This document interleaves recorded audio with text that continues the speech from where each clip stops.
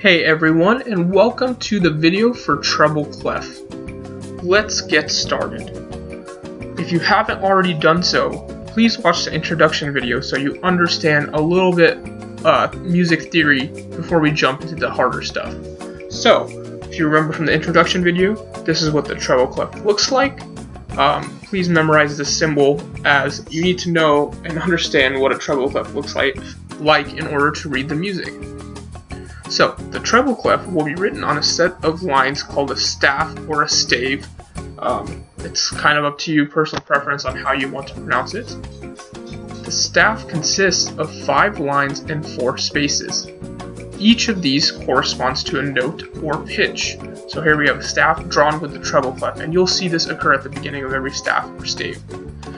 There are 7 notes or pitches in music, ranging from the letter A to the letter G.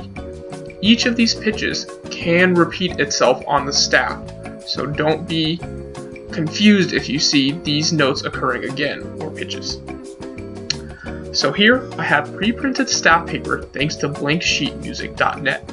As you can see, the treble clef is already drawn on the staff, and each staff contains its own treble clef. For the sake of simplicity, I'm not going to be adding time signatures. I just want to go over the pitches and positions. We'll start down here with middle C. We call this middle C because it occurs exactly the same distance below the treble clef as it does above the bass clef. Don't worry if you don't exactly understand this right now, we'll go over this in more detail in future videos. That little line I drew is called a ledger line. Think of it as a continuation of the lines of the staff. We draw these lines when we are placing pitches above or below the already drawn outlines of the staff. So this note right here is middle C, then comes D, and then we'll finally begin on the lines of the staff. So C, D, and E. So to begin our journey through treble clef, let's go ahead and start with the lines only. The lines consist of the pitches E, G, B, D, and F. So, give me just a second to write these out. We have E, G, B, D, and F. The mnemonic I use for these notes is "Every good boy deserves fudge." This is a mnemonic that helped me memorize it. You can come up with your own mnemonic. I actually encourage you to come up with your own, as it might help you understand it a little bit better. So once again, E, G, B, D, and F correspond to "Every good boy deserves fudge." Next, let's cover the pitches that occur on the spaces. These pitches will be F, A, C, and E. This spells out face, and that's what I used to memorize it. No fancy mnemonics for this one. And notice that we have some of the letters are repeating themselves on the lines and the spaces. In order to read music efficiently, you must memorize which pitch occurs where on the staff and not rely on the mnemonics. The mnemonics are beneficial when first learning the clef, but I recommend making flashcards to memorize the pitches quickly. So here I'm going to go ahead and draw all the pitches that you'll see on the treble clef, beginning with middle C, and it'll go all the way to F, the last line on the treble clef. And remember, with ledger lines you can go further below or further above. I'm just not going to cover that right now. If you notice, they all occur in alphabetical order: C, D, E, F, G, A, B, C, D, E, F. So let's go ahead and practice with some of this. Oh, one more thing before I forget. That no matter what type of note value I put either on the line or space doesn't change the pitch of the note. And what I mean by that is that if I put either a quarter note, whole note, 8th note, or 16th note, they're all still going to be F if they're in that space of the treble clef. And same goes with the lines. Doesn't matter what value I put there, it's going to be F or whatever line or space it's on.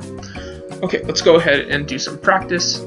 I'm going to go ahead and so put a time signature. It's going to be in 4/4. Not going to make that big of a deal right now. It will in future videos though. So make sure you understand time signatures. Let's just use quarter notes for right now for the sake of simplicity. Give me just a second. And once I'm done writing this out, I highly encourage you to pause the video and try to figure out if you can decipher what these pitches would be. Go ahead and pause the video. Okay, I assume you paused the video. Let's go over these practice problems. So we're going to start with the C, the B, the A, and the F on the first measure, and then we're going to have the E, the D, that's not what I meant to write, the D, and the F and the A for the second measure. Okay, so I hope you got some practice with that. I encourage you to start looking at some music and going over that. Now, you may be wondering, why do these pitches repeat themselves? Why isn't there just 4 lines and 3 spaces for a total of 7 pitches? Well, in order to answer that question, I'm going to pull up my keyboard on my computer. On the keyboard, you can represent the pitches A through G. Each of these pitches has its own corresponding note on the staff. For example, let me just pull it out. Here is middle C. And we can represent on the staff here. I will start there and go up. So let me just go back to the keyboard. Here is D and E. And here we are on the staff again. And now I'm just going to play through it. So we have the rest of the notes, and you can see those on the keyboard being played. And then we end at B. And what comes next? Well, we're going to have to play a C again. The C I'm playing there is not the same C. They're separated by octaves, and we'll go over that in later. For now, just understand that the pitches repeat themselves depending on the pitch value, and just played different C's for you right there. Here we go again. Different C's. So each of these will have a different part on the staff depending on their pitch values. That is all I wanted to introduce to you about the treble clef. Hopefully you can understand how to read the clef better now. If you have any questions, you can comment on the video or shoot me an email and I'll get back to you. If there's anything you don't understand, I highly encourage you to watch the video again. I will see you next time.